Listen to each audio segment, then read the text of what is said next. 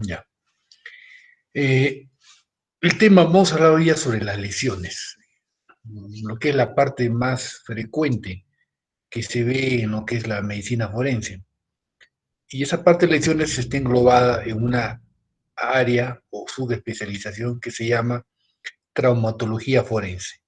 Entonces tenemos que la traumatología forense, pero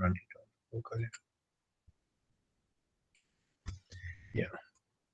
La traumatología forense es una rama, como ya ustedes saben, de la medicina forense, que va a estudiar, va a hacer un estudio médico legal de las acciones u omisiones, o sea, de lo que hacemos o lo que dejamos de hacer, ¿no? Bajo cualquiera de las dos modalidades, las acciones o omisiones que impliquen una violencia y el resultado de la violencia, ¿no? Al ser ejercida sobre la persona. O sea, hacemos algo o dejamos de hacer algo, eso se transforma en un hecho violento que actúa sobre alguien, sobre un individuo. Y ese individuo va a tener un daño en el cuerpo, la vida o la salud. Eso serían las lesiones, ¿no? Ahora, también hay varias definiciones. Esta es la definición que da la guía de valoración integral de lesiones corporales del Ministerio Público. Acá tenemos que ellos dicen que lesión es el resultado de una violencia que ejercida sobre un individuo sin ánimo de matar va a condicionar un daño a la vida, el cuerpo o la salud. Bueno, esto del ánimo a veces es un poco discutible, ¿no? Nadie sabe lo que pasa por la cabeza de otra persona a veces, ¿no? Esta alteración que va a producir en el individuo que recibe el daño limita o menoscaba su integridad personal. O sea, la persona que recibe ese daño se va a ver ya limitado temporalmente o permanentemente en su integridad personal. Ahora, esto puede verse afectado tanto en lo orgánico como en lo funcional. O sea, puede haber una lesión orgánica o puede haber una recuperación orgánica, pero con un defecto funcional, ¿no? A veces las dos cosas no van juntas. El bien jurídico que tutelado es la integridad de la persona, que es un bien jurídico que tutela el Estado, ¿no? Es la integridad de nosotros como personas, nuestra integridad psicofísica, que le llamamos. Entonces, cualquier daño a nuestra integridad, el Estado lo cautela y el Estado sanciona a las personas que menoscaban nuestra integridad, o sea, los que nos producen lesiones. Ya les vuelvo a repetir que para que se produzca una lesión, tiene que haber una acción o una omisión. Ahora, nosotros los médicos, en este caso, somos los que somos llamados, los médicos, a valorar el daño que va a recibir esa persona, tanto físico como psíquico, ¿no? El juez para determinar, digamos, la indemnización, primero para determinar si es que tienen derecho a una indemnización, y el monto de la indemnización, tiene que haber un peritaje, una evaluación que tiene que ser médica. Por eso que la evaluación de las lesiones es un acto médico, solamente puede ser hecho por el médico, ¿no? El médico va a valorar la causa y las concausas. Y ahora les voy a explicar qué son concausas. La causa de la lesión y las concausas, ¿no? Tiene que valorar, así como la evolución clínica de la lesión, ¿no? Nosotros sabemos cómo evolucionan las lesiones por los estudios que llevan de todos los cursos de medicina, ¿no? También se tiene que determinar la incapacidad temporal que produce. Nosotros sabemos la incapacidad temporal que produce determinada lesión. Hubo una fractura de fémur, de acuerdo a la edad, de acuerdo al tipo de fractura, va a producir una incapacidad de tantas semanas, ¿no? Nosotros ya sabemos. Un golpe en la cabeza, un TEC leve, con reposo en su casa, ustedes dicen ya, a los 3 días ya ha pasado la incapacidad temporal. Pero una fractura de cráneo, un hematoma epidural que tienen que operarlo y todo, puede estar con incapacidad temporal de más de un mes. Entonces, de acuerdo a la evolución de la enfermedad, que eso lo sabe el médico, va a determinar, digamos, en el peritaje, algo que es muy importante, ¿no? Porque en base a la incapacidad temporal se va a determinar, digamos, La posibilidad que sea un, un delito con inclusive pena privativa de libertad, con una indemnización o solamente una falta. Y eso se van a basar en el peritaje médico. Tiene que también valorar el periodo de consolidación, o sea, cuánto tiempo demora en consolidar esa herida que tiene esa lesión, y el menoscabo permanente. Algunas lesiones remiten ya y no dejan ninguna secuela, y hay otras lesiones que sí dejan secuelas, ¿no? Entonces, todo eso hace que con todos esos factores que el perito médico evalúa, la Administración de Justicia va a determinar la existencia. Dice, ¿hay responsabilidad o no hay responsabilidad? ¿Hay necesidad de indemnizar? Hay que indemnizar. ¿Sí? ¿Y cuánto debe ser esa indemnización? Eso es la parte civil, sin considerar las responsabilidades penales, que son penas privativas de la libertad. La valoración de la incapacidad y del perjuicio de la persona ahora es algo común, pero no siempre ha sido así. Históricamente se sabe que la valoración del daño corporal ha comenzado más o menos 2000 años antes de Cristo, ¿no? En las tablas de Nippur. Se establecía ya una compensación material por el daño que sufrió una persona. Y el primer tratado completo es el Código de Hammurabi, pues, ¿no? Pero que más que todo se basaba en la ley del talión, o sea, ojo por ojo y diente por diente, ¿no? Es la ley del talión. Pero sin embargo había indemnizaciones materiales, ¿no? Si una persona, por ejemplo, atendía al esclavo de un ciudadano de ahí y por error, por desconocimiento, provocamos la muerte del esclavo, había que devolverle con otro esclavo, ¿no? Entonces, esa es una manera de compensación, porque ese entonces el esclavo se consideraba un bien material, ¿no? Entonces, todas estas cosas nos lleva a establecer cuál es el daño corporal. El daño corporal vendría a ser la pérdida o menoscabo que afecta a la integridad psicofísica de la persona. O sea, se evalúa tanto el aspecto físico como psíquico. Y todo eso va a ser el daño corporal. O sea que es un procedimiento que no es tan sencillo, no es como, digamos, yo veo una lesión y se me ocurre ponerle tanta cantidad de días, no es así. Tenemos que tomar en cuenta todos estos factores para llegar a hacer una valorización exacta del daño, ¿no? Entonces, esto es un procedimiento médico que implica conocimientos que se quieren durante la carrera. Para valorar hay elementos que constituyen esa valoración, que usted debe tener en cuenta a la hora que van a valorar la lesión. Primero van a estudiar las lesiones provocadas por traumatismo, ¿no? ¿Qué lesiones tiene la persona o la víctima? ¿Tiene heridas por arma de fuego, por arma blanca? ¿Tiene traumatismo dónde? En la cabeza. Entonces, tiene que estudiar qué tipo de lesiones, ¿no? Son equimos, son hematomas, son fracturas, hay que ver. Hay que determinar el estado de salud del afectado previo al accidente, o lo que se llama estado anterior. Hay personas que tienen una patología o una lesión y por cuestiones, por intereses personales, denuncian a otra persona como el causante de ese estado.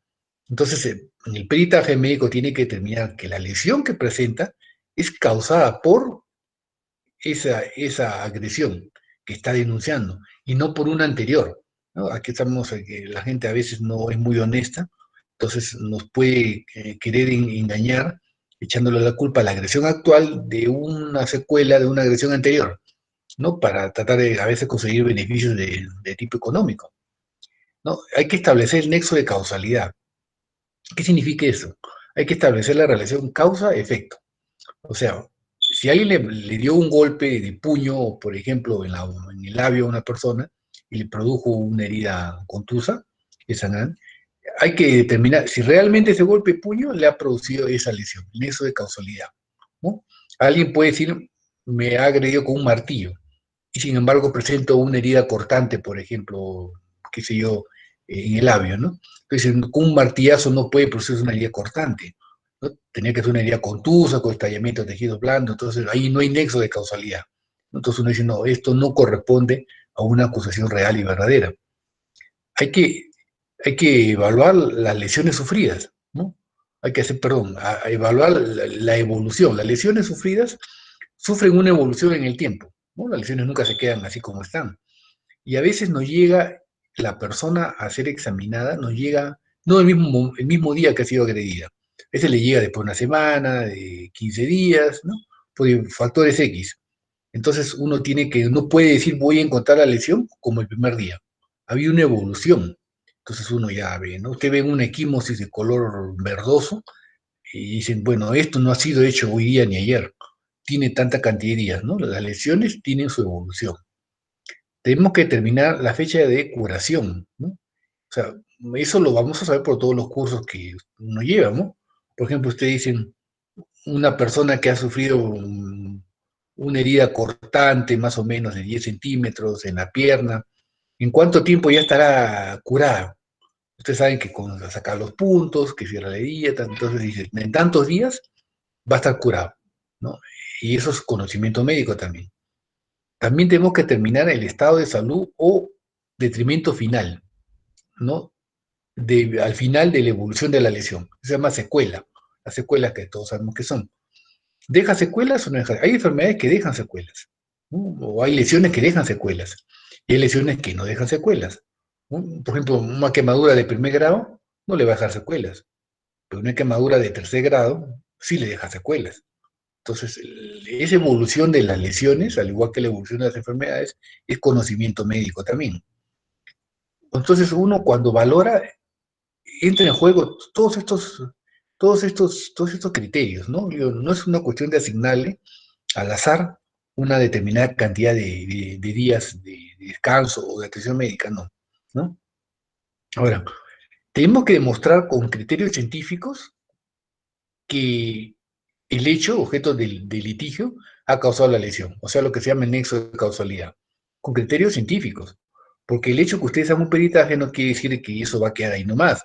La parte contraria puede pedir un contraperitaje, en la fase oral también el abogado a la parte contraria le puede exigir que ustedes demuestren con criterios científicos, ¿no? Y lógicamente uno no puede mentir. Entonces hay que poner toda la ciencia, todo el conocimiento para demostrar que este objeto ha causado una determinada lesión, ¿no? O ha causado las secuelas o ha causado inclusive la muerte, ¿no? Este es el primer prueba pericial, ¿no? Prácticamente la relación causa-efecto, ¿no? Es decir, por decir, una persona lo encuentran tirado en la calle y dice, pues, lo ha atropellado un vehículo, lo ha atropellado un vehículo, entonces la familia lo denuncia al chofer y lesiones, es más que lesiones graves, es muerte. Lesiones graves seguidas de muerte, ¿no? Entonces, pero ¿qué pasa si en el peritaje, en la autopsia, ustedes encuentran que la persona ya estaba muerta cuando fue atropellada, ¿no? Eso se puede demostrar porque las heridas ya no tenían signos de vitalidad. La persona estaba muerta por alguna razón. Supongo que le dio un infarto cruzando la pista y se cayó, se desmayó. Entonces ya estaba muerta cuando viene el chofer y lo atropella. Entonces ya no hay relación de causa-efecto. El atropello no le causó la muerte, sino otro hecho anterior. Y a veces se da estas cosas, ¿no? Por eso es bastante importante hacer un peritaje con mucho cuidado. A las lesiones que se producen, ¿no? Podemos calificarlas nosotros de tres maneras. Las lesiones leves, las graves, ¿no? Y las que no son leves o graves solamente serían falta contra la persona. Falta contra la persona son lesiones que dan menos de 10 días de asistencia y o descanso. Por ejemplo, unas erosiones, cualquier cosita pequeña, ¿no? Es decir, esta persona para recuperarse requiere menos de 10 días, ¿no? Con lo que tiene. Habitualmente estas cosas no implican una denuncia, quedan habitualmente un arreglo, ¿no? En la comisaría, a veces un arreglo o una conciliación extrajudicial, no revisten ni tienen pena privativa de la libertad tampoco. Las lesiones leves son las que tienen más de 10 días y menos de 30 de asistencia y o descanso, ¿no? O sea, a la hora que le evalúo la lesión, le pongo como un quebrado, ¿no? Primero puedo ponerle 5 sobre 10. ¿Qué significa 5 sobre 10? Que requiere 5 días de asistencia y 10 días de descanso, ¿no? Cuando exceden cualquiera de los dos, los 10, pero no pasan de 30, es una lesión leve, ¿no?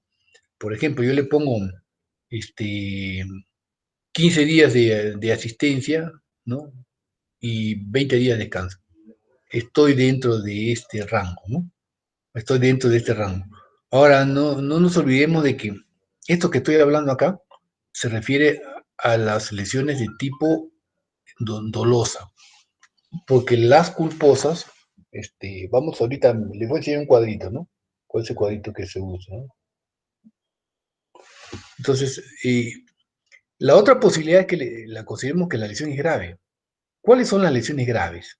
Las que requieren 30 o más días de asistencia o descanso. Le pongo que requiere 40 días de asistencia médica, ¿no? O 50 días de descanso. Es una lesión grave. Las lesiones graves son importantes porque estas son denunciadas por el fiscal de oficio. Las leves se denuncian por interés privado. O sea, la persona que recibió el daño va y lo denuncia. En las graves, aunque la persona que recibe el daño no quiera denunciar, el fiscal de oficio abre investigación y hace denuncia contra alguien, ¿no? Entonces, porque son graves o graves seguidas de muerte, ¿no? Ustedes verán eso de la discoteca, había muertos. El fiscal de oficio procede a hacer denuncias contra los responsables.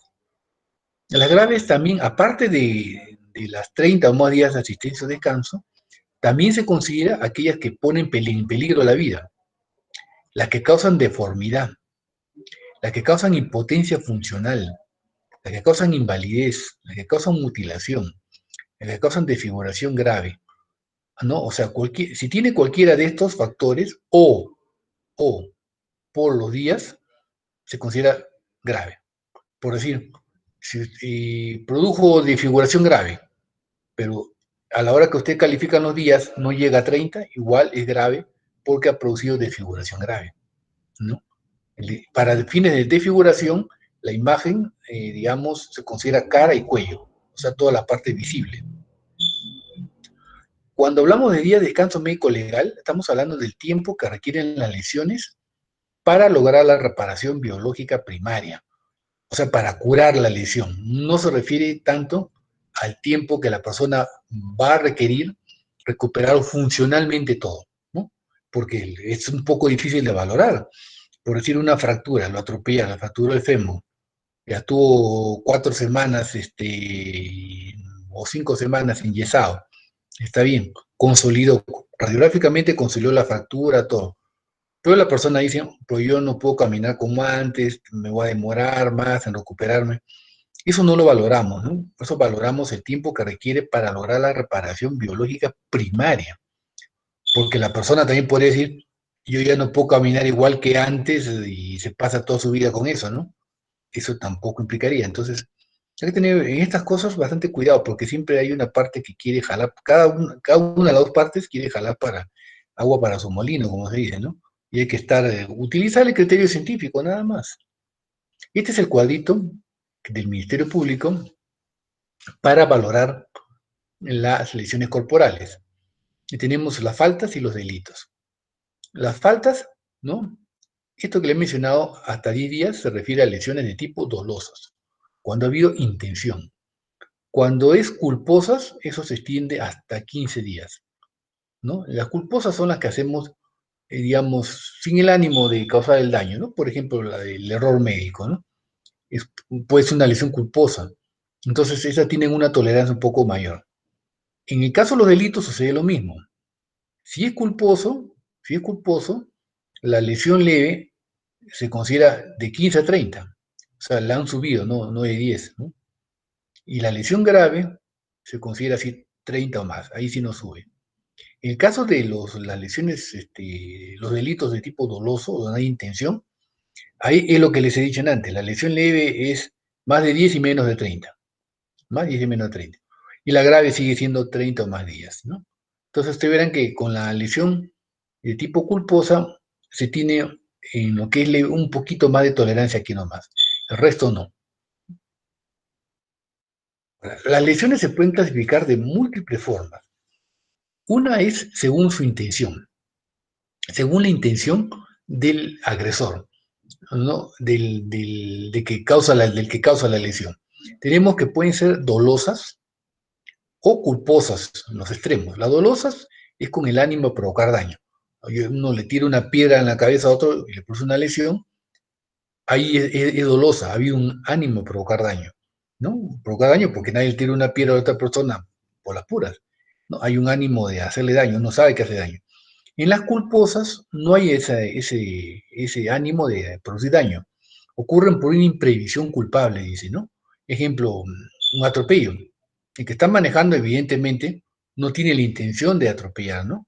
Hubo imprevisiones culpables que tendrán que ser sancionadas, pero su ánimo no es de atropellar a los peatones que están cruzando. Igual se habla de la iatrogenia, ¿no? Los errores médicos. El médico no tiene la intención de producirle un daño al paciente. Al final se produjo un daño, entonces es una lesión de tipo culposa. En medio de los dos están las preterintencionales. ¿Qué son las preterintencionales? Son lesiones en las cuales hay ánimo a hacer daño. Uno quiere hacerle daño, pero más leve del que produjo, ¿no? O sea, alguien le mete un empujón, digamos, con una finalidad de solamente de hacerlo caer, ¿no? Hay intención de hacer daño, pero un daño leve. Pero justo cuando cae, por decir, la persona se golpea la cabeza y se produce un traumatismo cerebrovascular. Eso sería preterintencional, porque la persona que lo empuja sí tenía ánimo a hacer daño, pero un daño leve. Pero al final se produjo un daño mucho más severo del que fue la intención inicial, ¿no? Esas son las preterintencionales. Eso es bien difícil de poder a veces determinar y el examen médico no necesariamente puede determinar es preterintencional, es el producto ya de la investigación policial y fiscal, ¿no? Que determine si ha habido intención o no ha habido intención. Nosotros no podemos, digamos, valorar eso, ¿no? Según su etiología, hay lesiones contusas, que vamos a hablar ahora, hay lesiones por arma blanca, por arma de fuego, hay asfixias, lesiones por agente físico, lesiones por agente químico, lesiones psíquicas, etcétera, que vamos a ir desarrollando en las siguientes clases. Según la etiología médico-forense, las lesiones son de tres tipos, ¿no? Todo el mundo sabe, accidente, homicidio y suicidio, ¿no? Cualquiera de las tres son, este, son lesiones. A ver, por el mecanismo de acción, o sea, según el mecanismo del agente agresor, hay varias formas de clasificar las lesiones. Puede ser contusión, ¿no? Que vamos a ver ahora mismo, perforación, penetración, ¿no? Perforación habitualmente se refiere cuando entra y sale, ¿no? Penetración solamente entra pero no ha salido. Sección, o sea, corte, estallido, los explosivos. Compresión. Compresión es cuando una persona recibe presión encima. Por ejemplo, lo que han muerto en la discoteca que estaban haciendo una fiesta, que todo el mundo sabe. Han muerto porque han muerto por asfixia por compresión, ¿no? Pues no han podido expandir toras por la presión que ha habido, ¿no? Eso es una lesión que ha terminado en muerte. Puede ser por choque, todo el mundo sabe, arrollamiento, caída, como la caída de diferentes alturas, ¿no? Arrancamiento, ¿no? Son unas lesiones ya con mayor violencia, ¿no? Uno termina perdiendo parte hasta una extremidad. Y atricción, que es la forma más severa, ¿no? Atricción es, por ejemplo, una persona que es atropellada o aplastada contra una pared, o le cae un peso muy grande encima. Eso produce fracturas con destrucciones de las partes blandas, ¿no? Entonces, la forma más severa de lesión es la atricción. Hay atenuantes Hay atenuantes para el agresor, claro, hay atenuantes. Y es el atenuante, claro, lo determina el juez, ¿no? Pero en base muchas veces al informe médico. Por ejemplo, atenuantes son la enfermedad mental. Algunas enfermedades mentales, no todas. ¿Quién determina que la enfermedad mental del agresor es verdad? El médico, un peritaje médico. Eso lo vamos a ver en la clase de psiquiatría forense, ¿no? Entonces, el peritaje médico entra en todo. Enfermedad grave de la conciencia al momento de obrar, ¿no? Hay enfermedades que al momento de obrar, la persona está nubilada, no se da cuenta de lo que está haciendo, sin que tenga una enfermedad mental permanente. Por ejemplo, se habla mucho del epiléptico, ¿no? La crisis epiléptica puede producir una lesión a otra persona y no hay conciencia. Todo eso lo determina el médico. Y cuando son menores de edad, pues, ¿no? Menores de edad, están, según la ley peruana, es un atenante, inclusive ustedes verán que los sicarios son menores de edad y no le dan, pues, cometen un asesinato y se van pocos años a una correccional, ¿no? Hay agravantes también. Agravantes son la ferocidad, ¿no? Acá me olvidé Bueno, esto te me olvidé de corregirlo. O la ferocidad es uno, ¿no? O sea, cuando actuamos, por ejemplo, ¿qué sería un ferocidad? Como ese caso de este tipo que le echó gasolina a una jovencita y le prendió fuego. Esa es ferocidad, ¿no? Querer quemar vivo a una persona. Eso es un agravante. Otro agravante es el lucro, ¿no? El lucro, o sea, solamente por afán de dinero, ¿no? Personas que matan al otro solo porque, por ejemplo, la empleada de la casa que vio que la dueña tenía dinero guardado, solo por el afán de robarle el lucro le termina matando o produciéndole lesiones. Afán de lucro es un agravante. Acá es otro, este es otro que tengo que ponerlo acá abajo, ¿no? Para ocultar otro delito, también es un agravante, por decir, eh, una persona agrede a otra o lo termina matando y de casualidad alguien pasó y lo vio, ¿no? Y también lo mata para ocultar el primer delito. Ese es un agravante también, un agravante, ¿no? Y el otro agravante es ser ascendiente o descendiente, o sea, ser hijo de alguien, o sea, para los hijos que matan a los padres o los padres que matan a los hijos. Esos son, esos son agravantes también. Habitualmente en estos casos la justicia pone penas mucho más severas, ¿no? Mucho más severas que las habituales. Entonces, el peritaje que va a hacer el médico es muy importante, ¿no? El peritaje de las lesiones. Entonces, tiene que ver todas estas cosas que hemos hablado, ¿no? Describir las lesiones, ¿no? Qué importancia tendrían, posibilidades de curación, ¿no? Pero eso lo hacemos en la cabeza, ¿no? Uno describe y pone, ¿no? Describe las lesiones tales en tal lugar del cuerpo. Y este es un procedimiento que uno hace de razonamiento, ¿no? ¿Qué posibilidad de curación tiene? ¿En qué tiempo se va a curar? ¿No? ¿Qué consecuencias va a tener para el trabajo? ¿Qué circunstancias agravantes hay? Eso es un ejercicio que uno hace para poner una cantidad de días de descanso o de atención médica que refleje realmente la realidad, que sea lo más objetivo posible. En estos casos no cae favores, ¿no? Como yo siempre le digo, favores uno a los colegas, a los amigos, compañeros de promoción, les puede hacer atendiéndoles rápido, bien a sus familiares, a todo, está bien, eso es válido. Lo que no se puede hacer favores es en la parte médico-legal.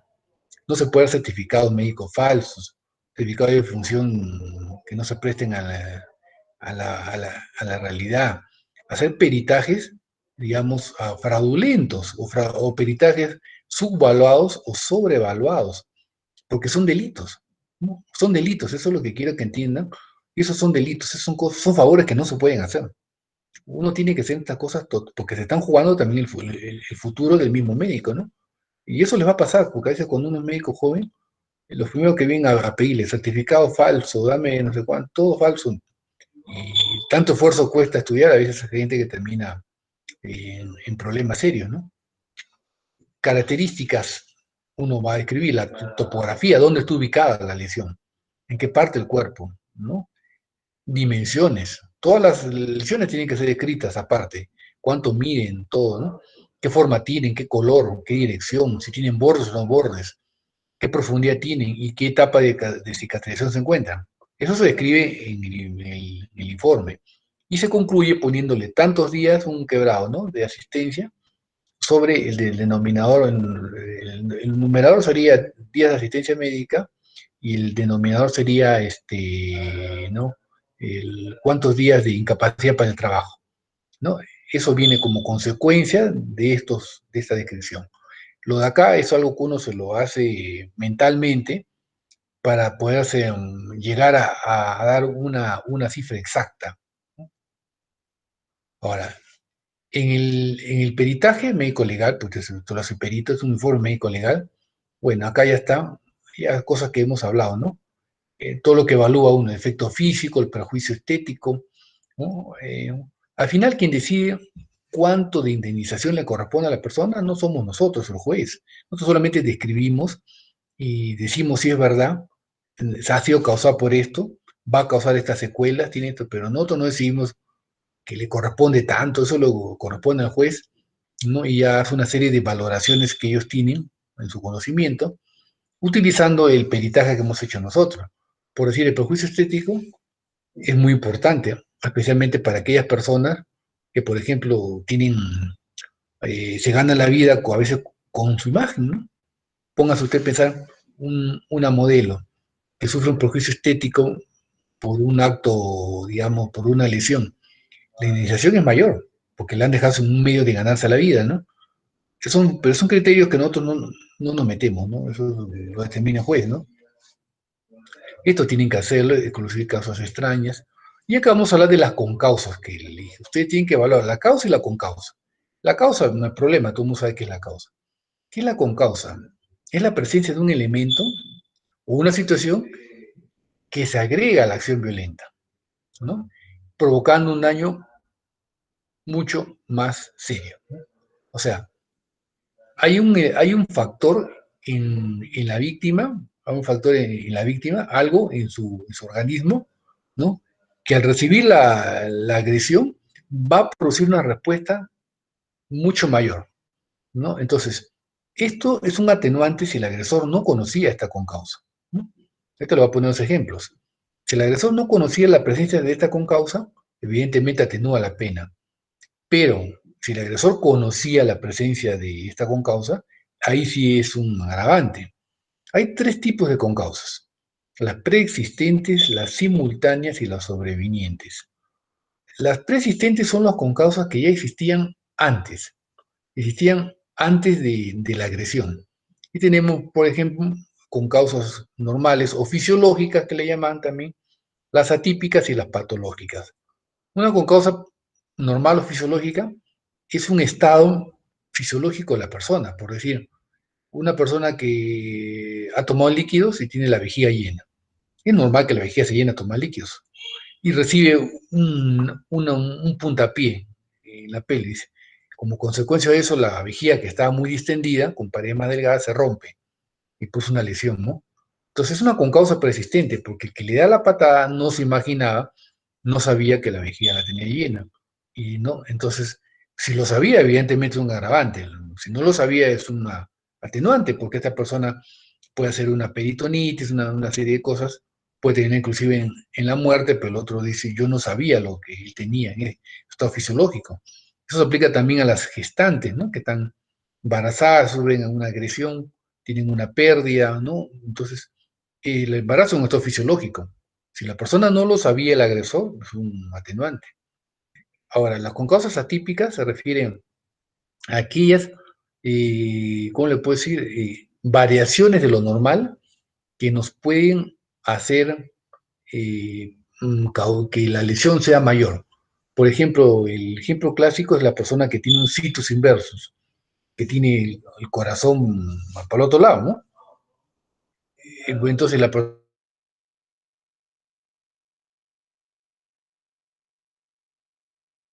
perfora el corazón. Entonces el otro podría decir, yo que voy a imaginarme que tiene corazón en el lado derecho, ¿no? O sea, una concausa preexistente atípica.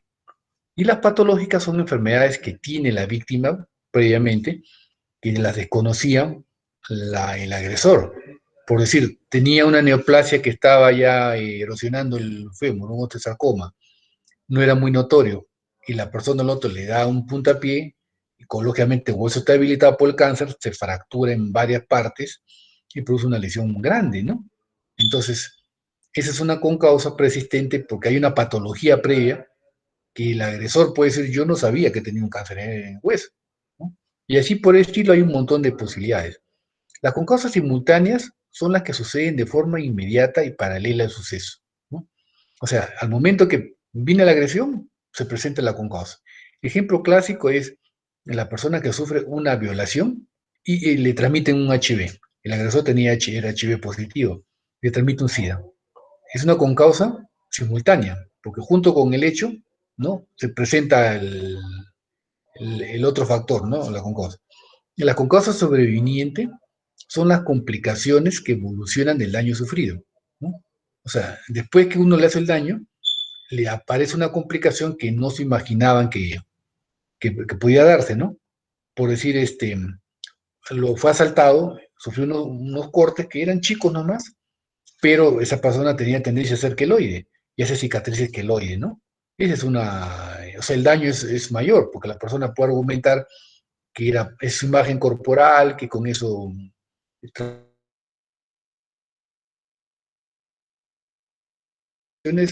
a partir del daño sufrido como consecuencia del mismo daño. Eso, o sea, hay tres tipos de... Esta, la concepto topográfica era más arriba, ¿no? Eso también tengo que modificarlo. Entonces, ¿cuál sería la diferencia básica entre causa y concausa? Acá está. La causa se caracteriza por ser indispensable para que se produzca el efecto y suficiente para producir el daño. O sea, ¿no? La causa por sí sola va a producir un daño, por sí sola.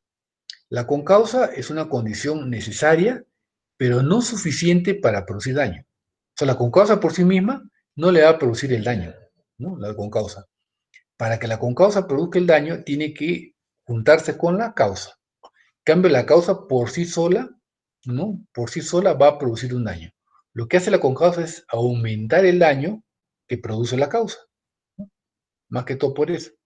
El ejemplo clásico de esto es el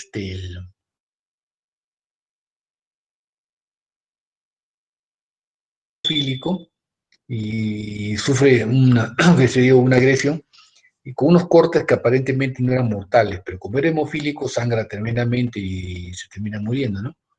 El agresor puede decir, si yo, mi intención, ¿no? Él ha producido, evidentemente la agresión, el corte es una causa, pero el daño final fue mucho mayor porque era hemofílico. El agresor puede decir, yo no sabía que era hemofílico, ¿no? ¿No? Entonces la concausa, en este caso es una concausa persistente patológica, se ha agregado, ¿no? Se ha agregado para producir el daño, ¿no? Esto es muy interesante, ¿no? Porque hay diferentes formas y esto es una evaluación netamente médica, ¿no? El fiscal o juez que le mandan a hacer peritaje le dice al médico que evalúe usted, ¿no? La lesión final, evalúe el valor de la causa y la concausa y determinen en su peritaje, ¿no?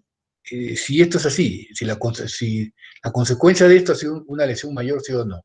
Entonces, evidentemente, ¿quién lo sabe? Es el médico, ¿no? Para que vean ustedes que el peritaje médico no es una cosa sencilla. Es un acto médico que implica toda la máxima suma de conocimientos médicos.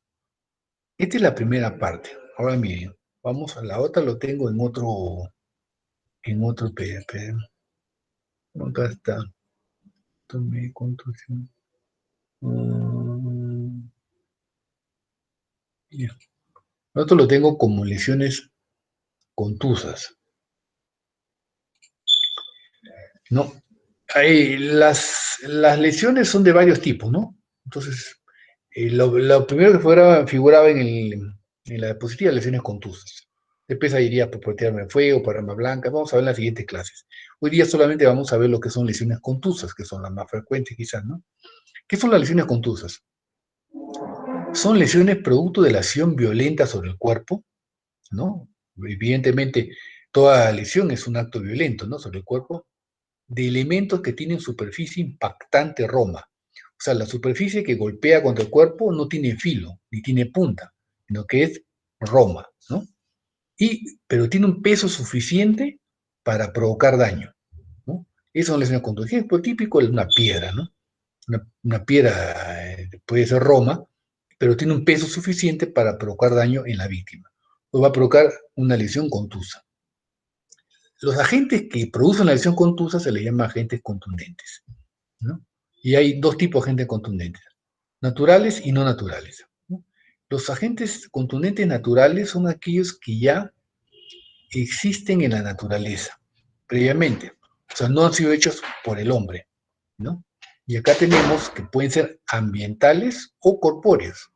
Los agentes ambientales son aquellos que ya existían en la naturaleza. Por ejemplo, una piedra, que le puede decir, ¿qué más puede haber en la naturaleza que no ha sido hecho por el hombre y que puede ser un agente contundente, ¿no? Por ejemplo, un tronco, son cosas que no las ha hecho el hombre. Estaban en la naturaleza y están en el medio ambiente.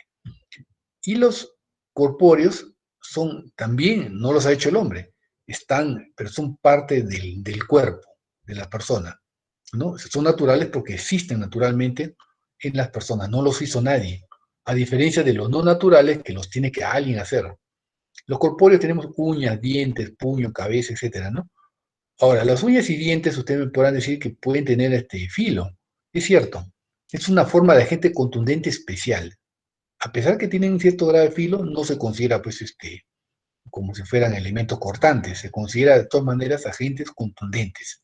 No nos olvidemos de eso. El puño tiene superficie roma y tiene a veces peso suficiente, ¿no? La cabeza también. Y sirven para producir lesiones en otra persona. Los no naturales son los que están hechos por el hombre y son preexistentes o profesamente preparados. Los preexistentes son los que ya existían antes de la agresión. El hombre los hizo, pero existían para otro fin. Ejemplo, un martillo, una olla, cualquier cosa que existen porque alguien los hizo, pero para un fin utilitario. No ha sido para producir una agresión. ¿Se pueden convertir en un agente contundente? Claro, se pueden convertir. Por eso se considera dentro de los agentes contundentes. Mientras que los profesamente preparados son agentes contundentes que nosotros preparamos, pero para agredir, ¿no? Preparamos para agredir, ¿no? Por ejemplo, hacemos un mazo, una cachiporra, etcétera, ¿no? Una serie de armas que el ser humano prepara para agredir a la otra persona, porque esa es su única finalidad. La cachiporra es solamente para agredir a una persona, no tiene un fin utilitario, ¿no? Eso lo diferencia de los preexistentes que habitualmente tienen un fin utilitario. El mecanismo de producción es la forma como la víctima se encuentra con el agente contundente. Pues tiene que haber un encuentro de la víctima con el agente para producir una herida contusa. Hay tres mecanismos por los cuales se puede producir el encuentro. Pasivo, activo y una mezcla de los dos, ¿no? El pasivo habitualmente es cuando la víctima recibe al agente contundente. Estás parado en una esquina y pum, te cae una piedra, ¿no? Entonces uno está en posición pasiva, recibió el agente contundente. Activo es cuando la víctima va al encuentro del agente contundente. Por ejemplo, alguien se tropieza, se cae y se golpea contra el borde de la acera, ¿no es cierto? Entonces el borde de la acera no es que lo haya agredido a uno, sino que en este caso la víctima ha ido al encuentro del agente contundente. Y a veces hay una mezcla de los dos, ¿no? Ahora, ¿cómo se clasifican las heridas contusas? Hay varias formas de clasificarlas. Primero, según sus características morfológicas, que ahora vamos a ver unas imágenes para que puedan diferenciarlos, ¿no? Según sus características existen las erosiones, ¿no? Pero voy a de otra manera sacar esto. A ver. Tenemos las erosiones, que son los raspones que le llamamos comúnmente. Las equimosis, que vamos a ver también ahora. Los hematomas, que son más grandes que las equimosis. Las heridas contusas son las que son abiertas. O sea, ha subido un golpe y se abre, ¿no? Por ejemplo, cuando a una persona le rompen la cabeza, el cuero cabelludo, esa es una herida contusa. La luxación, la pérdida de contacto de las superficies articulares, las fracturas, los desgarros, cuando parte del cuerpo es desprendido, la atricción, que ya les expliqué, que es la forma más severa de lesión. También se pueden clasificar según su severidad. ¿Qué tan severas son? Se considera de primer grado las erosiones, las equimosis, ¿no? Evidentemente, de primer grado se recupera más rápido la persona, ¿no? El trauma es menor, de menor intensidad. Las de segundo grado tenemos los hematomas, que son ya lesiones que requieren un poco más de fuerza para producirla, un poco más de violencia para producir la lesión. De tercer grado tenemos los desgarros y de cuarto grado son las fracturas o las atracciones, ¿no? Para producir una fractura o una atracción se requiere una violencia muchísimo mayor, ¿no? También según el compromiso corporal, se pueden clasificar en cerradas o abiertas. Abiertas son las que vemos, ¿no? Y cerradas las que están a veces dentro del cuerpo y a veces hay una lesión, pero no la vemos, ¿no? Inicialmente. Según el número de partes comprometidas, pueden ser generalizadas en varias partes del cuerpo o localizadas en una sola área corporal. Y ahora, para que un mismo agente contundente puede ser que una persona produzca una lesión leve o moderada y en otro no produzca casi nada. ¿De qué depende? Hay varios factores que entran en juego para que el agente contundente produzca una lesión contusa. Y tenemos primero que la naturaleza del agente contundente, ¿no? Eso es importante. un agente que pese más, que sea más sólido, va a producir una lesión mayor que uno que pese menos, ¿no? Una piedra que pese 500 gramos va a producir un daño mayor que una piedra que pese 50 gramos, evidentemente, ¿no? O un elemento que está hecho de madera, el grado de lesión es menor que un elemento que está hecho de metal, ¿no? Entonces, la naturaleza del agente contundente es importante. Otro es la fuerza y ángulo del impacto. ¿Con qué fuerza llega el agente contundente a la víctima? ¿No? ¿Con qué fuerza? Entonces, evidentemente ahí entra, por ejemplo, el ejemplo clásico, ¿no? El golpe de puño. Depende de la fuerza de la persona que da el golpe de puño, ¿no? Que tiene que ver bastante con el peso corporal, ¿no? Entonces, no es igual recibir un golpe de puño de una persona que pese 60 kilos que de uno que pese 100 kilos, ¿no? Efectivamente. Entonces, y el ángulo del impacto. Los agentes contundentes que impactan en forma perpendicular a la víctima producen siempre una lesión contusa mayor, ¿no? La energía que libera se libera prácticamente toda en esa zona, ¿no? Entonces la lesión es mayor. A diferencia que las que nos impactan de manera tangencial, porque si estamos acá y nos pasa, nos agarra de costado, ¿no? Entonces, la lesión ahí es menor. Entonces, uno al valorar las lesiones tiene que ver una serie de factores, ¿no? Uno mira el hematoma, el equimo, y uno tiene que imaginarse y ver, ¿no? Y analizar todo esto, ¿no? La movilidad del cuerpo es importante, ¿no? La persona que está fija, el daño que recibe con el agente contundente es mayor que aquel que está móvil. Una persona está echada, está reducida en el piso y recibe un golpe, evidentemente la lesión es de mayor intensidad, a diferencia de una persona que, por ejemplo, está corriendo, ¿no? Está corriendo y recibe un agente contundente, la lesión es de menor gravedad, ¿no? No, usted verán, pues yo siempre pongo ejemplo clásico que en las peleas de box, el boxeador trata de siempre estarse moviendo, ¿no? De la misma esquina le gritan, ¿no? Que se mueva, ¿no?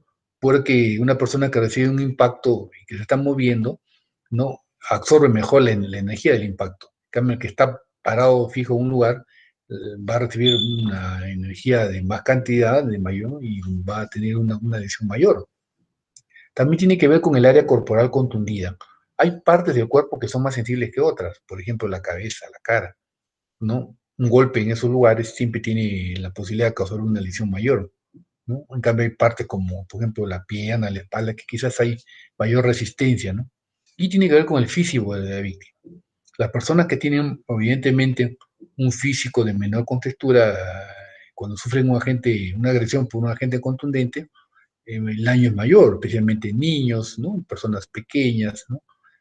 Personas de la tercera edad, ¿no? La agresión que sufren mujeres también, ¿no?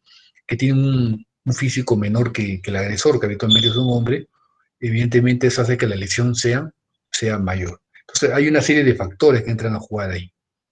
Ahora, dentro de las heridas contusas vamos a revisar las más comunes, ¿no? Y vamos a ver después sus fotos para que puedan reconocer, porque a la hora que ustedes hacen el peritaje tienen que decir, esta herida que he visto acá en tal lugar es una erosión, es una equimosis, es un hematoma, tiene que ponerle el nombre verdadero, ¿no? O sea, no puede equivocarse. Y eso se ve a simple vista, ¿no? ¿Qué es una erosión? Es la pérdida de la capa epidérmica, ¿no? Por violencia tangencial, dice, ¿no? O perpendicular a la piel. Puede ser que algo nos raspó, ¿no? ¿No? Pasó tangencialmente, o a veces, bueno, pudo caer de golpe, pero solamente hemos perdido la capa epidérmica. El estrato basal, habitualmente el epidermis, no se ve afectado, ¿no? Eso es lo que comúnmente le llamamos escoriación, abrasión, la gente comúnmente le dice raspetón, ¿no? Esos son. Entonces se pierde la capa epidérmica, en pocos días ya está resuelto, porque como queda la capa basal intacta, nuevamente crece, ¿no es cierto?, la epidermis. Esto va de un aspecto de costra rojiza, parduzca, que se deseca en 4 a 7 días. En 4 a 7 días se forma una costra, ¿no? De las gotitas de sangre que han salido, la costra. Esa costra se cae y no deja ninguna marca, ninguna secuela. Si ustedes le hacen un peritaje después de 7 días a esta persona, por más que diga que ha tenido erosiones, ya no lo va a encontrar. En el caso de los cadáveres, cuando las erosiones en el cadáver no se ven igual que en el vivo. Van a producir una erosión apergaminada amarillenta. Justo tengo una foto de la práctica, pero ustedes son grupo B. Recién hoy vamos a ver grupo B1. Tiene una foto donde se ve claramente las erosiones según cadáver. Uno ve la foto y se ve fácil diferenciar, ¿no? O sea, si uno arrastra a un cadáver, evidentemente esas erosiones no van a ser como en el vivo. En el vivo van a dejar unas costras lineales rojizas, ¿no es cierto? El cadáver no se ve eso porque el cadáver no tiene circulación. Deja unas erosiones apergaminadas, amarillentas, ¿no? Que vamos, en la foto de la tarde de la práctica lo van a ver claramente. Las erosiones generalmente van acompañando a otras lesiones, a veces mayor, y mayormente su mecanismo es pasivo, ¿no? Es una persona que sufre, lo arañan, qué sé yo, ¿no? A veces la presencia de ropa puede impedir su formación. Entonces la persona dice, me han arañado un cuerpo, pero no se ve las huellas porque la ropa ha impedido, ¿no? Como son lesiones superficiales, pues no se ven. La otra que vemos, que también de primer grado, es la equimosis. Esa sí la conocemos bien. ¿Qué es la equimosis? Es la extravasación de sangre localizada bajo la piel o bajo las serosas. O sea, hay equimosis superficiales y también internas bajo las serosas del cuerpo. Porque se han roto vasos pequeños. Como los vasos pequeñitos ahí habitualmente se ve, ¿no? O la cantidad de sangre que sale es muy poquita, queda localizada. Estas equimosis se pueden clasificar según el compromiso del cuerpo, superficiales o profundas, o sea, en piel o en serosas, y según su etiología, pueden ser traumáticas, espontáneas o terapéuticas. ¿Qué significa traumáticas? Son las que son producidas por un golpe, por una agresión. Es una equimosis. ¿Existe la equimosis espontánea? Claro, existe la equimosis espontánea. Hay enfermedades que producen equimosis espontánea, por ejemplo, los hemofílicos tienen equimosis espontánea, ¿no? Las personas que están con tratamiento anticoagulante tienen equimosis espontánea. O sea, la equimosis no necesariamente tiene que ser traumática. Hay personas que pueden venir y decir, bueno, me han agredido y mostrar la equimosis y no son traumáticas, ¿no? No, a veces no es tan fácil poderlas diferenciar. Y las equimosis terapéuticas, que son las que producimos a los pacientes con fines terapéuticos. Por ejemplo, las equimosis por la venoclisis, ¿no? Por la venoclisis, a veces por la reanimación cardiopulmonar, diferentes procedimientos terapéuticos que pueden producir una equimosis. Esta sí la diferenciamos porque no, habitualmente se encuentran en lugares de abordaje terapéutico. Todo el cuerpo no es de abordaje terapéutico. Tenemos ciertas zonas donde colocamos o hacemos procedimientos terapéuticos, ¿no? Nadie pone una venoclisis buscando, pues, por ejemplo, una vena en la cara, ¿no? Eso no es un lugar terapéutico, evidentemente. Y eso nos sirve para diferenciarla por su topografía. Las equimos evolucionan, van cambiando de color y esto nos sirve para determinar hace cuántos días se ha producido esta agresión. El primer día son rojos violáceos. El segundo día ya es solamente violáceo, hasta el cuarto día. Todo es por la degradación de la hemoglobina que tiene la sangre, ¿no? Al degradarse cambia de color y lógicamente va a cambiar de color la equimosis. Es por hemosiderina. Entre 4 a 10 días es verdoso, por la hematoidina. Entre 10 a 15 días es amarillo por la hematina, ¿no? Entonces, habitualmente una equimosis, ese es un periodo en el cual va a desaparecer, se va reabsorbiendo. No salvo que sea un equimo muy grandaza, que puede morir un poquito más, pero habitualmente algunas pueden ser menos, ¿no? También depende de la magnitud de la equimosis. Para que se produzca una equimosis tiene que haber circulación. Por eso que solo se produce en el vivo, no en el cadáver. ¿No? Tiene que haber una ruptura de vasos, tiene que haber también presión arterial adecuada para que llegue, ¿no?, la sangre a su lugar, y coagulación, la sangre tiene que coagularse, porque si no, no se forma la equimosis. No es que sangra nomás y se va para afuera la sangre. El hematoma es una herida contusa mayor, ¿no? Es una contusión mayor, es una contusión de segundo grado. Son colecciones sanguíneas, ¿no? Porque es un traumatismo más fuerte. Entonces ahí los vasos que se rompen son más grandes y habitualmente el hematoma hace relieve. El equimosis es plano y el hematoma hace relieve sobre la superficie. Hay factores que favorecen la extensión o la porción del hematoma, como están los que ven ustedes acá, ¿no? Trauma más violento, riqueza vascular de la región. El hematoma es lo que comúnmente la gente le dice chichón, ¿no? ¿Cuál es el lugar más frecuente? El cuero cabelludo. ¿Por qué? Porque el cuero cabelludo tiene una riqueza vascular muy importante, ¿no? También se ve cuando hay plano óseo subyacente, porque el cuero cabelludo reúne esos requisitos, ¿no? Riqueza vascular y hay un plano óseo por debajo. Entonces, un golpe de cuero cabelludo habitualmente pues, hace un chichón, ¿no? También te ve en las zonas donde el tejido celular subcutáneo es muy laxo o cuando la persona tiene fragilidad vascular. Entonces, rápidamente produce un hematoma, ¿no? ¿Qué pasa con los hematomas? La equimosis aparece espontáneamente. Los hematomas no necesariamente van a desaparecer todos, ¿no? Puede ser que desaparezcan, demoran un poco más que la equimosis en desaparecer. Pero hay algunos que se organizan. ¿Qué significa que se organizan? Que les crece tejido fibroso, ¿no? Que les hace como una cápsula y va a dejar como un bultito, como un nodulito, un nódulo ahí con el tiempo. Y no desaparece, sino que ese tejido fibroso que lo ha invadido, ¿no? Entonces hay personas que a veces tienen un bultito en el cuerpo y no se dan cuenta, han tenido un hematoma hace años y eso se lo ha organizado y se queda el bultito ahí. O puede ser que se infecte. Se vio una pequeña ruptura de la piel, las bacterias que hay en la piel afuera se han metido y ese hematoma ha servido para que las bacterias se reproduzcan y produzcan pus, ¿no? Hay pus, ¿no? No sabía que la sangre es un medio de cultivo. Entonces se produce un acceso. O sea, el hematoma puede accederse. Eso se llama infección. Después tenemos las heridas contusas. La herida contusa es ya de tercer grado, ¿no? Acá hay soluciones de continuidad, hay ruptura de la piel, ¿no? Entonces, como el golpe en el cuero cabelludo con el cual se puso dice, le han roto la cabeza ya. Lo que se ha roto el cuero cabelludo. Acá, en esta herida contusa, hay ruptura del tegumento o de la piel, porque es un agente que actúa con más violencia, ¿no? Cuando actúa con más violencia, evidentemente va a romper también la piel. ¿Qué características tiene la herida contusa? Eso se ve, ¿no? Lo examinamos la herida y dice, forma irregular, no tiene una forma regular, bordes desiguales también, tiene angulaciones, ¿no? Numerosas angulaciones. Si ustedes lo miran bien, hasta con lupa, no es como el corte quirúrgico, ¿no? No tiene angulaciones, este tiene angulaciones, ¿no? Bordes deflecados, o sea, bordes también así todos irregulares, con equimosis o hematoma, ¿no? Esto de la presencia de equimosis o hematoma en el borde está indicando signos vitales, o sea que esta herida contusa ha sido hecha en vida, ¿no?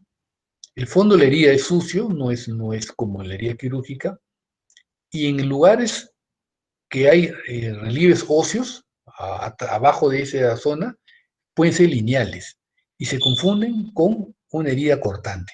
El ejemplo clásico es el golpe que se recibe en las personas en el arco superciliar y produce una herida contusa, ¿no? O ven en las peleas de voz cuando dicen, no, el boxeador ha sufrido un corte, dice, ¿no? El arco superciliar derecho. Y no es que el otro lo haya cortado con nada, sino que ha recibido un golpe de puño, pero como bajo esa zona hay un borde lineal, ¿no? De la órbita, va a producir una herida contusa lineal que se puede confundir con herida cortante si no estamos precavidos, ¿no? ¿Cómo se producen las heridas contusas? También por según tipo de choque, forma activa o forma pasiva, según la dirección de la fuerza, ¿no? Cómo la fuerza actúa sobre la piel de la víctima. Puede ser percusión violenta, o sea, golpe violento, puede ser reiteración, o sea, reiteración es cuando va golpeando varias veces, puede ser por arrancamiento, ¿no? O por tracción inclusive. Ahora, hay algunos detalles médicos forenses que hay que tener en cuenta en las heridas contusas. Por ejemplo, hay contusiones que a veces no dejan un trauma externo visible, ¿no? Hay gente que dice, me han golpeado, pero ustedes no le ven el trauma externo, ¿no? Hay algunas formas como las personas, por ejemplo, que usan métodos de agresión, de tortura, se conocen, ¿no? A veces golpean a través de un cojín, de una almohada, algo así, tratando de no dejar traumas externos visibles, ¿no? Puede aparecer la lesión en la zona no contundida. Bueno, puede ser, pero no es muy frecuente. Puede ser que aparezca un poquito más abajo, ¿no? Las equimosis pueden presentarse horas o días post-trauma. O sea que a veces al instante mismo no se ve la equimosis. Después de unas horas ya comienza a aparecer, ¿no? Hay que determinar siempre la presencia de signos vitales en la herida, para saber que ha sido hecho en vida. Ustedes les dan un cadáver y tiene heridas contusas, pero ustedes dicen, ¿la han hecho en vida o ya son post-morte? ¿Cuáles son los criterios? Hemorragia e infiltración de los tejidos. Los tejidos de la herida contusa tienen hemorragia. Hay coágulos en la sangre, ¿no? Ahí en la herida. Los labios están separados. El tejido elástico en el vivo hace que los bordes de la herida se separen, entonces la herida es así. El cadáver, si usted le da un corte, no se separan, porque ya las fibras elásticas pues ya están con necrosis, ¿no? Entonces ya no se separan los bordes de la herida. Se dice que los signos vitales aparecen en los vivos, en las personas agónicas, o inclusive en algunos casos se ha reportado hasta 20 minutos post-mortem, o sea que todavía no ha coagulado la sangre, puede darse. No es lo más común, pero puede darse. Habitualmente corresponde más al vivo, ¿no? También la forma de la herida contusa sirve para identificar al agente contundente. A veces le traen el agente contundente que lo han encontrado, le dicen, esta herida contusa ha sido producida con esta agente, entonces hay que evaluar eso, ¿no? Hay que ver la forma del agente contundente, hay que ver el peso y compararlo con la herida contusa, a ver si lo puede haber producido o no lo puede haber producido, ¿no? Eso en la práctica vamos a ver después algunas fotos para acostumbrar el ojo a reconocerlo, ¿no? Data de la contusión, o sea, cuánto tiempo ha pasado desde que ha sido agredido.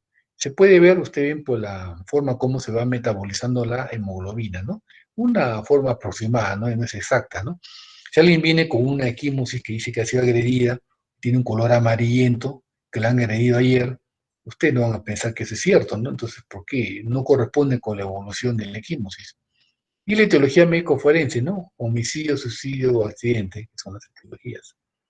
Hay tipos especiales de heridas contusas.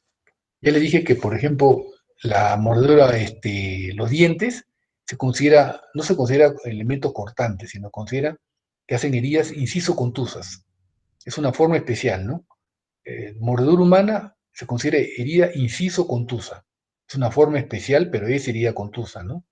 Acá actúan pues por la presión de la mandíbula y la sección, ¿no? A la hora que jala. También las heridas contuso-cortantes son otra forma de heridas especiales, ¿no? Heridas contusas especiales. Las heridas contuso-cortantes se producen por agentes cortantes, pero que tienen mucho peso, que pesan mucho. Ejemplo, el hacha, el machete, ¿no? Entonces, tienen acá dos factores, cortan y golpean. Entonces, por el corte, uno diría es un agente cortante, no, acá lo que se considera una forma especial, se considera contuso cortante, porque la superficie es cortante, ¿no? Pero el peso del elemento va a producir heridas iguales que las heridas contusas. Entonces es una herida mixta. En la superficie se ve cortante, pero en la profundidad se ve como contusa. Entonces no es muy sencillo, pero también mirando algunas imágenes después de estas heridas producidas por estos elementos, vamos a poder ver los criterios, cómo las diferenciamos, ¿no? Después tenemos ya grados mayores, la luxación, ¿no? Eso lo van a ver en traumatología, es la pérdida permanente de contacto de las superficies, ¿no? La articulación tiene dos superficies que están en contacto. Se pierde el contacto de las superficies. Puede ser indirecto o indirecto, y tipos, ¿no? Puede ser completa o incompleta. La luxación completa es cuando toda la superficie, ambas ya no están en contacto en ninguna parte. Y la incompleta es cuando están las superficies en contacto parcialmente, ¿no? Esa se llama luxación incompleta. También puede ser congénitas o traumáticas. ¿Existe la luxación congénita? Sí, la luxación congénita de la cadera. Eso no es producto de ningún trauma, es producto de una luxación intraútero. Y la traumática es la que se produce a consecuencia de un trauma violento. Normalmente para luxar una articulación se requiere un trauma violento, ¿no? No es tan sencillo, un atropello, una caída de altura, ¿no? Una agresión con elementos pesados, qué sé yo, ¿no? Porque las articulaciones están fijas unas con otras por los ligamentos, ¿no? Y jalar tanto el ligamento, que es tejido fibroso, para separar la articulación no es fácil. Requiere un trauma grande, ¿no? O pueden ser recientes o pueden ser antiguas. Una luxación reciente, ¿no? Se ha producido hace pocas horas, son las que van a la emergencia porque le reduzcan, ¿no? También como traumatólogo reduce la luxación reciente fácilmente. La antigua ya no es tan fácil. Hay gente que tuvo luxaciones antiguas, no fueron bien tratadas y se producen reiteradamente después de tiempo, ¿no? Esas ya son más que todo de manejo quirúrgico. Y las fracturas es el extremo máximo, al igual que la tricción de grado 4, es una solución de continuidad de un hueso, o sea, el hueso se ha roto, ¿no? Entonces, según la etiología, hay fracturas traumáticas, espontáneas y patológicas. Las traumáticas son producidas por una agresión, es un trauma, ¿no es cierto? Ya sabemos, ¿no? Y se requiere un trauma de una fuerza más o menos grande para producir una fractura a una persona. Por ejemplo, un atropello con un vehículo. Claro, un vehículo pesa más de 1 tonelada, ¿no? Pueden ser espontáneas, claro. Hay personas que tienen debilidad del hueso, especialmente personas de la tercera edad o que tienen osteoporosis, ¿no? Y ya están más debilitados. Hay fractura como consecuencia de una enfermedad, ¿no? La estogénesis imperfecta, ¿se acuerdan? En patología, ¿no? Es una enfermedad, es un defecto genético y los huesos se fracturan al por cualquier cosita. Personas que tienen un cáncer a veces en el hueso no lo saben y se les rompe se les fractura el hueso. Después tenemos fracturas por sobrecarga, o sea, hacemos trabajar tanto al hueso que se puede fracturar. Eso se da, por ejemplo, en las caminatas, ¿no? Las caminatas largas, en marchas de campaña, que a veces con mucho peso, gente que no está preparada a veces, caminan 20, 30, 40 kilómetros y la sobrecarga de hueso puede hacer ocasionar una fractura. O sea, la fractura no necesariamente es traumática, hay que ver cuál es la causa. Según si comprometen o no comprometen la piel, hay fracturas abiertas y fracturas cerradas. Las abiertas son las que huesos salen, ¿no? Y se ve, han roto la piel. Las cerradas no.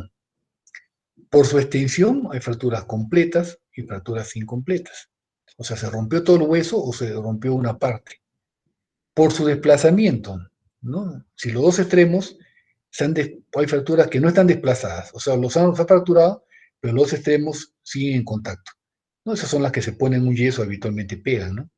Hay fracturas desplazadas, en el cual ambos extremos ya no están en contacto y requieren habitualmente una placa o con sus tornillos para hacer lo que se unan. O las fracturas impactadas, en la cual uno de los extremos se mete dentro del otro. ¿Eso en qué se da? Cuando las personas caen de altura. Al caer de altura y se fractura, por ejemplo, el fémur, el segmento superior se mete dentro del segmento inferior, ¿no? A fracturarse el hueso. O sea, todo eso hay que describirlo, ¿no? Si van a ver factura, para eso, bueno, con hay traumatología van a ver ampliamente esto y aplicamos el conocimiento para hacer el peritaje. La normatividad, mire, la normatividad en realidad no es asunto nuestro, ¿no? Eso es un asunto que le corresponde a las autoridades, pero uno tiene que tener alguna idea, ¿no? Por ejemplo, las lesiones graves tienen pena privativa de libertad, pues es importante. Si nosotros le ponemos lesión grave, estamos hablando de que tiene prisión efectiva. Esto es prisión efectiva, 3 a 8 años, ¿no? Entonces hay que tener cuidado, que estemos seguros de lo que el peritaje que estamos haciendo. Y las lesiones graves, ya les dije antes, ¿no? Son todas estas.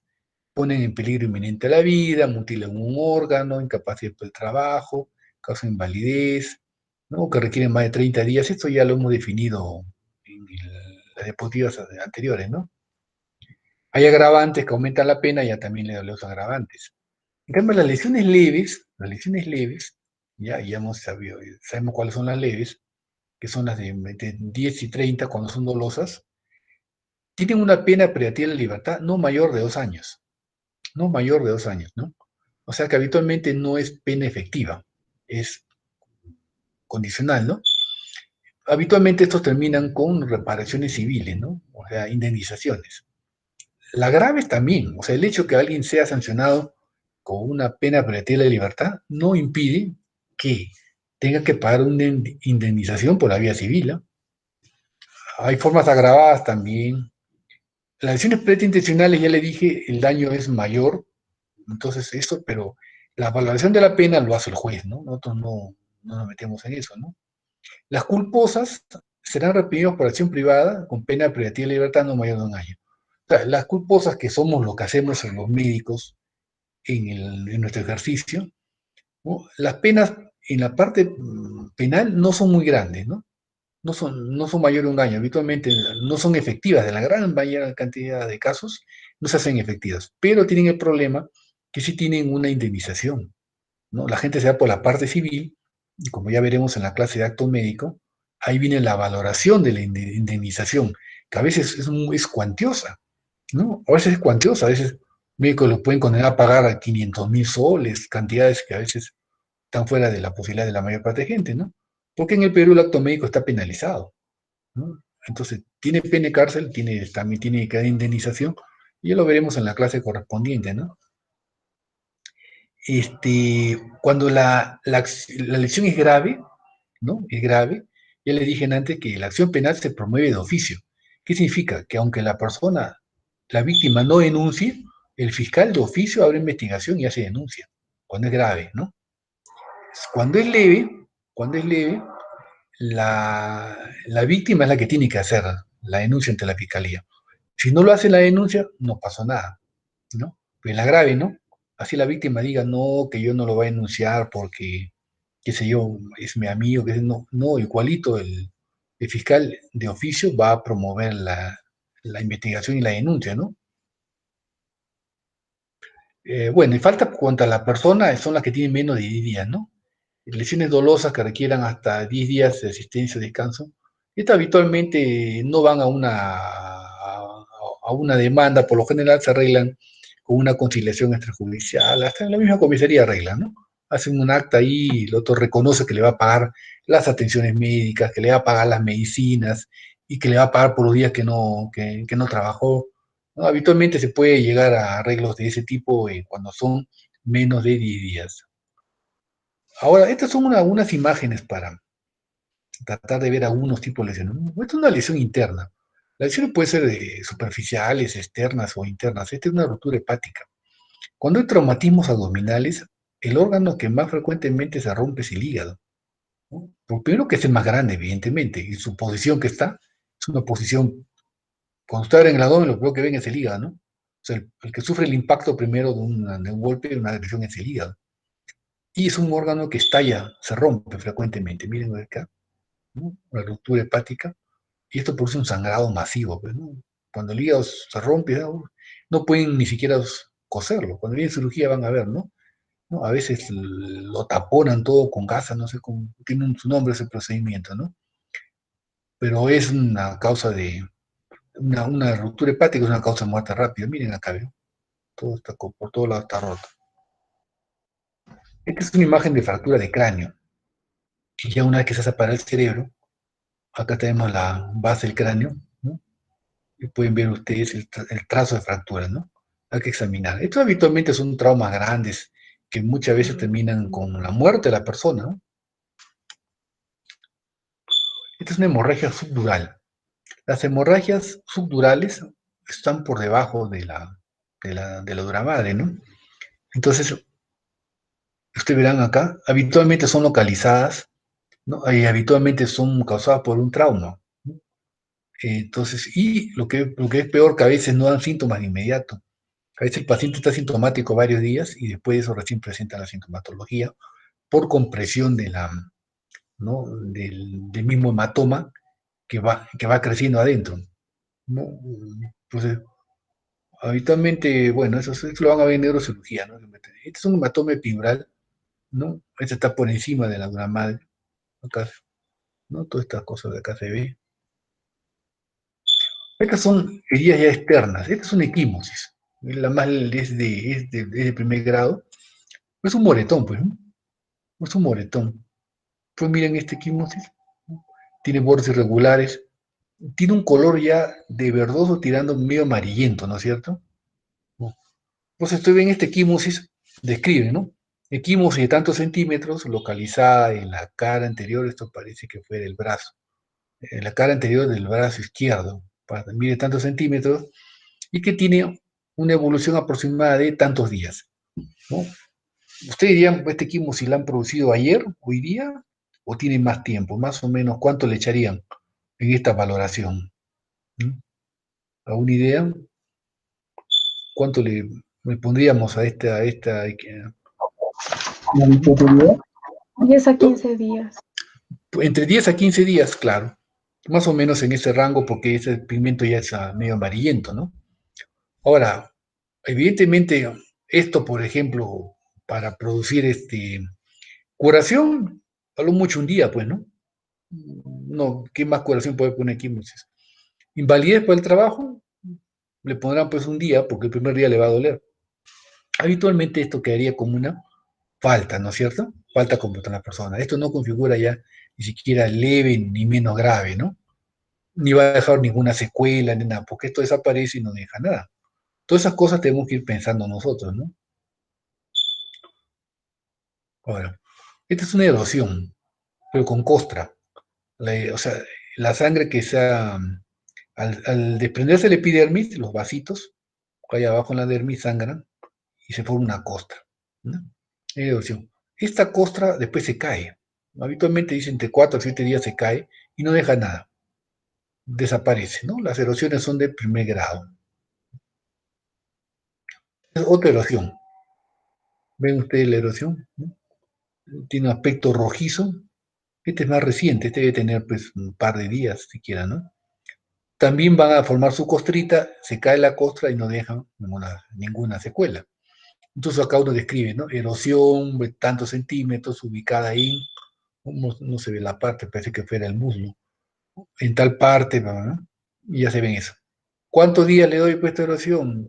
A un día, pues, ¿no? Porque es solamente una curación superficial y ya está. ¿Cuántos días de incapacidad? Ya un día, el día que le ha producido, punto, ¿no? Pues la gente siempre trata de, la persona que va a hacer peritaje, pedir más, ¿no? Porque quieren sacar a una ventaja, ¿no? Entonces hay que tener mucho cuidado. Dice, esta erosión, a veces la gente dice, no, pero por esta erosión yo no puedo caminar, dice, ¿no? No va a poder. ¿Usted creía que alguien no podría caminar? Para eso el médico ha estudiado, ¿no? No, imposible, pues esto no impide que nadie camine, ¿no? Hay otras erosiones, ¿no? Son, mira, las gotitas de sangre forman unos trazos lineales, ¿no? Eso es lo que es como un raspetón. Y esto después se seca y se cae y no deja ninguna secuela. Estos son de primer grado. Esta es una herida contusa. La herida contusa es una herida que tiene los bordes deflecados. Miren, no son los bordes lineales como las heridas quirúrgicas. Miren esos angulitos de acá, ¿no? Porque es con un elemento contundente que tiene peso y superficie roma. Puede haberse una piedra, por ejemplo, ¿no? Acá hay coágulos, en el borde de la herida. Los labios de la herida están abiertos, ¿no? Están abiertos los labios de la herida. El fondo es sucio. Uno mira esta herida hoy día. ¿Esta herida contusa ha sido hecha en vida o post-mortem? ¿No? A ver, así le hacen la pregunta de frente. ¿Esta herida? No, supongo que este es un cadáver, ¿ya? Pero esta herida se la han hecho post-mortem o en vida. ¿Tiene signos vitales o no tiene signos vitales la herida? ¿Mm? Después en la práctica vamos a hacer varios ejercicios, ¿no? Para acostumbrarnos el ojo a ver estas lesiones, pero ¿se acuerdan de lo que les estoy mencionando en la teoría? ¿Tiene signos vitales o no tiene signos vitales esta herida? ¿Qué les parece? Los labios separados. Claro, signo de vitalidad. La hemorragia, ¿sí o no? Hemorragia en los bordes, acá hay coágulo. Entonces, esta herida tiene signos vitales. O sea, ha sido hecho cuando la persona estaba viva, ¿no?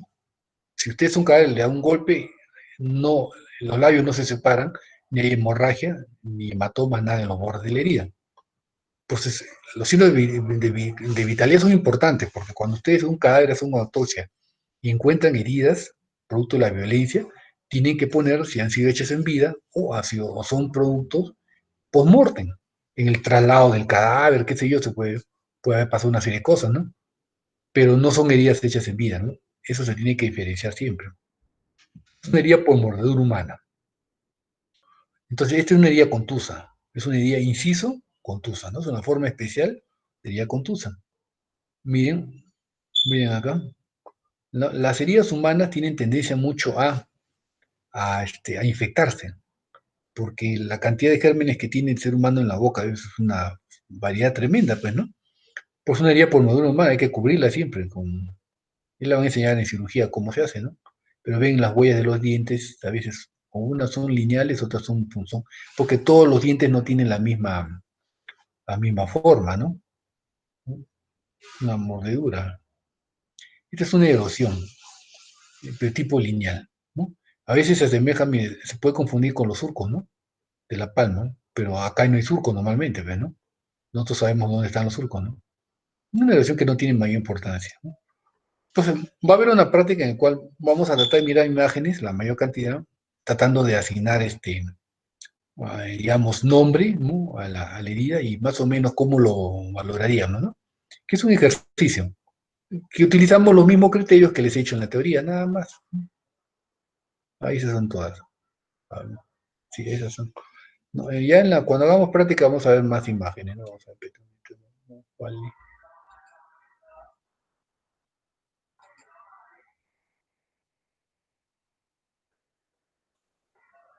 Hoy día, de todas maneras, las diapositivas lo va a pasar a la delegada para que les pase a todos las diapositivas y en el caso de de la grabación se lo va a pasar al.